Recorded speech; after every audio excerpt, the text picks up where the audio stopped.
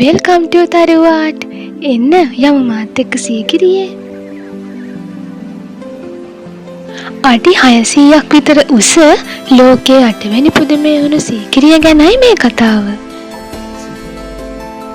එදා සීගිරිය චිත්‍ර 500ක් විතර තිබුණට අද වෙන විට චිත්‍ර 21ක් වගේ පොඩි ප්‍රමාණයක් තමයි ඉතිරි වෙලා තියෙන්නේ.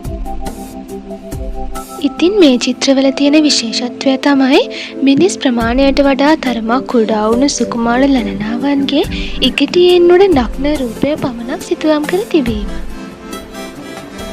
සීගිරි චිත්‍ර අඳින්න භාවිතා කරලා තියෙන්නේ රතු කහ කොළ කළු කියන වර්ණ 4 විතරයි.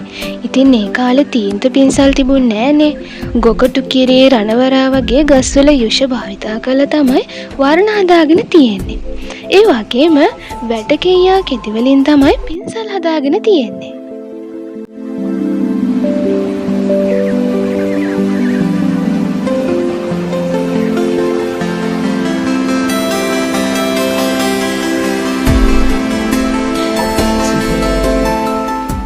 ඔයාලා දන්නවද 1967 ඔක්තෝබර් 17 වෙනිදා නාදුරණ පිරිසක් අනවසරයෙන් සීගිරි චිත්‍ර තිබුණු ගුහාවට ඇතුළු වෙලා සිතුවම් වලට හානි කරලා තිබුණා.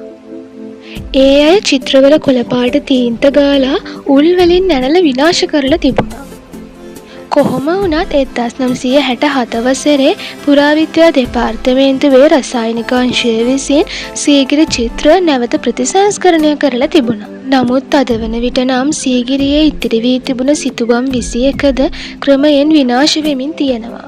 කොහොම වුණත් සීගිරි පිටි සිතුවම් වල තියෙන පුරාවිද්‍යාත්මක වටිනාකම නම් මිල කරන්න බෑ. ඉතින් අනාගත පරපුරටත් මේ වටිනා සිතුවම් බලන්න ලැබේවායි මම ප්‍රාර්ථනා කරනවා. එහෙනම් අදට ගිහින් එන්නම්. වීඩියෝ එක ඔයාලට වැදගත් වුණා කියලා හිතනවා නම් ලයික් කරලා තව කෙනෙක්ටත් බලන්න ෂෙයා කරන්න. මේ ආදරණීයන්ගේ සිත්පෙති කලාව.